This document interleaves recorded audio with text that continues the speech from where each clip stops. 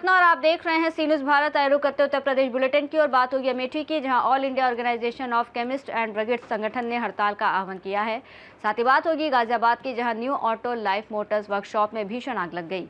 ऐसी तमाम खबरों पर विस्तार से चर्चा करेंगे। ज्येष्ठ माह के तृतीय बड़े मंगलवार के अवसर पर अम्बेडकर नगर जनपद के शहरी क्षेत्रों में स्थित पावन सुत हनुमान मंदिरों में श्रद्धालुओं की भारी भीड़ देखने को मिली। जगह जगह सुंदरकांड पाठ, भंडारे और प्रसाद वितरण के कार्यक्रम आयोजित किए गए, जिससे पूरा नगर भक्तिमय माहौल में सराबोर नजर आया। जनपद मुख्यालय स्थित अकबरपुर कोतवाली में प्राची सिंह के निर्देश पर सीओ सिटी नीतीश कुमार तिवारी और कोतवाली प्रभारी श्रीनिवास पांडे द्वारा श्री सुंदरकांड पाठ और भंडारे का आयोजन किया गया। कार्यक्रम में बड़ी संख्या में पहुंचे श्रद्धालुओं को प्रसाद वितरित किया गया। कोतवाली परिसर में आयोजित भंडारे में जिलाधिकारी ईशा प्रिया और पुलिस अधीक्षक प्राची सिंह भी पहुंची। वहीं बिजली विभाग के अधीक्षक अभियंता के सौजन्य से बिजली घर परिसर में भी भंडारे का आयोजन किया गया और इसी क्रम में नगर के पटेल नगर तिराहे पर प्रदीप सिंह द्वारा बड़े मंगलवार के अवसर पर भंडारे का आयोजन किया गया। अम्बेडकर नगर से सी न्यूज़ संवाददाता अजय कुमार उपाध्याय की report. All India organisation of chemist and druggist के हड़ताल के आह्वान को देखिए तो ये मामला सिर्फ व्यापारिक विरोध नहीं, बल्कि एक बड़े सिस्टम बनाम मार्केट बदलाव की टकराव की तरह दिखता है। संगठन का कहना है कि ऑनलाइन फार्मेसी प्लेटफॉर्म्स कम कीमत पर दवाएं बेचकर पारंपरिक मेडिकल स्टोर्स को नुकसान पहुंचा रहे हैं और साथ ही बिना सख्त निगरानी के मरीजों की सुरक्षा पर भी सवाल खड़े हो रहे हैं। और इसी बीच अमेठी में जिला केमिस्ट एंड ड्रगिस्ट एसोसिएशन द्वारा स्टोर खुले रहने के निर्देश और कार्रवाई से बचाव वाली चेतावनी ये दिखाती है कि स्थानीय स्तर पर स्थिति जटिल है और हड़ताल का असर हर जगह एक जैसा नहीं रहेगा। खान, आज आप लोगों ने ई फार्मेसी के खिलाफ अपने मेडिकल स्टोर को बंद किया है, क्या है पूरा मामला, क्या माने हम लोग? मामला सर ये है कि ई फार्मेसी के जरिए डायरेक्ट दो जगह पैसे व्यापार हो रहा है।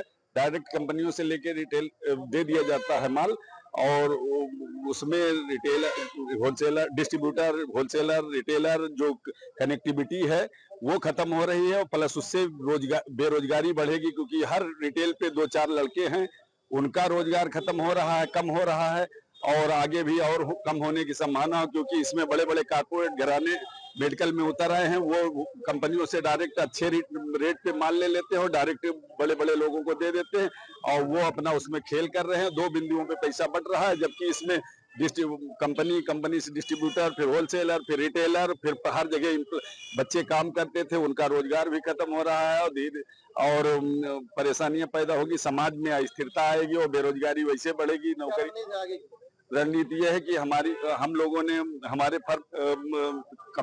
यूनियन ने मुख्यमंत्री जी को इसका ज्ञापन दिया है और हम लोगों ने डीएम साहब को 4 दिन पहले ज्ञापन दिया है और बोला है कि और जो आगे निर्णय हमारी टीम लेगी उसका हम लोग अनुसरण करेंगे। और हम लोग चाहते हैं कि भाई जो ऊपर के हैं, जो लखनऊ लेवल के हैं, यानी स्टेट लेवल के स्टेट कमेटी जो निर्धारण करेगी उस पर हम लोग अमल करेंगे। हम लोग चाहते हैं कि आदमी ना परेशान हो, क्योंकि दवा से कोई मर भी सकता है। तो ये तो हमारे समाज का, हमारे घर का, आपके घर का ही बंदा होगा, मर गया तो कष्ट होगा कि भैया इसको दवा नहीं मिली इसलिए मर गया। तो हम लोग सांकेतिक 1 दिन की हड़ताल कर रहे हैं, आगे जो हमारी कमेटी तय करेगी उस पर हम लोग निर्णय लेंगे। ये सरकार तक पहुंचाने के लिए ऑनलाइन फार्मेसी, ई फार्मेसी के खिलाफ, जो कि पूरी तरीके से हमारे व्यापार को नष्ट करने पे तुली हुई है। हमारा व्यापार जो कि छोटे छोटे रिटेलरों के समूह से बना हुआ है, आगे आने वाले समय में जिनका भविष्य खतरे में है ई ऑनलाइन फार्मेसी के कारण। क्या चाहते हैं हम लोग?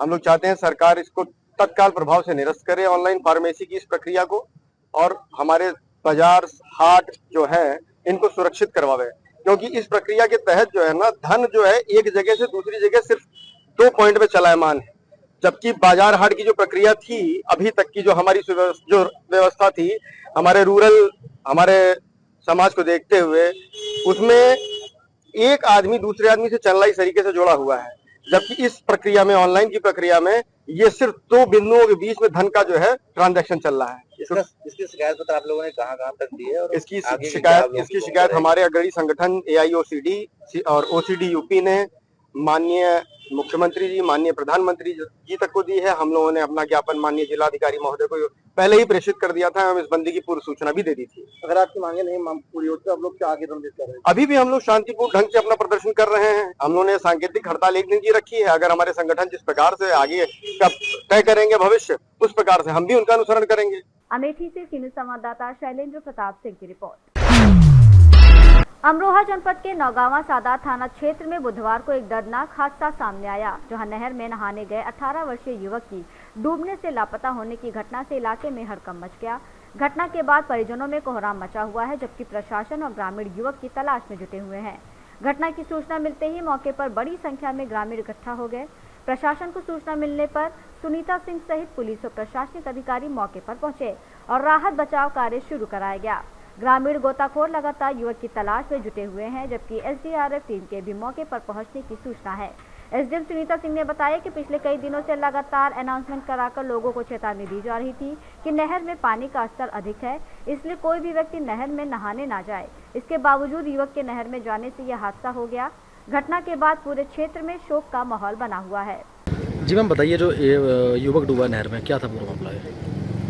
ये जानकारी अभी प्राप्त हुई है कि एक बच्चा, उसकी उम्र 16-17 साल है ना, 17 साल, वो नहाने के लिए आया था, जबकि 3-4 दिनों से अनाउंस कराया जा रहा है कि नहर में काफ़ी पानी छोड़ा गया है, इसलिए कोई भी नहाने के लिए नहर में न आए। उसके बावजूद भी बच्चा नहाने के लिए आया और इसमें पता चला कि वो डूब गया है। एसडीआरएफ की टीम आ रही है और एनडीआरएफ की टीम आ रही है, आधे घंटे में पहुंच जाएगी। उसके बाद देखा जाएगा, उसको ढूंढने की कोशिश की जा रही है। ठीक। अमरोहा से सीनियर संवाददाता गौरव श्रीमाली की रिपोर्ट।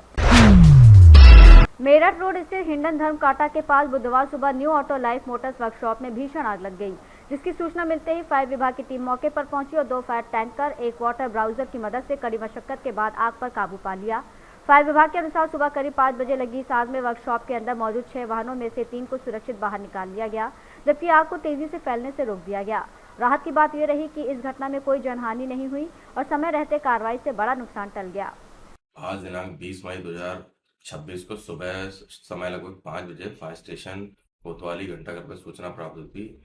मेरठ रोड धर्मकांटे के पास न्यू ऑटोमोबाइल करके एक ऑटोमोबाइल की वर्कशॉप है जिसमें आग लगी है। तत्काल हमारी 2 गाड़ियां मैं एफएसओ घटनास्थल पर भेजी गई। वहां जाके देखा तो पूरे वर्कशॉप में आग फैली हुई थी, जिसमें 6 गाड़ियां थी। तत्काल आग की गंभीरता देखते हुए 2 वाटर बाउजर और घटनास्थल पर भेजे गए और लगभग आधे घंटे में आग को पूर्ण रूप से बुझा दिया।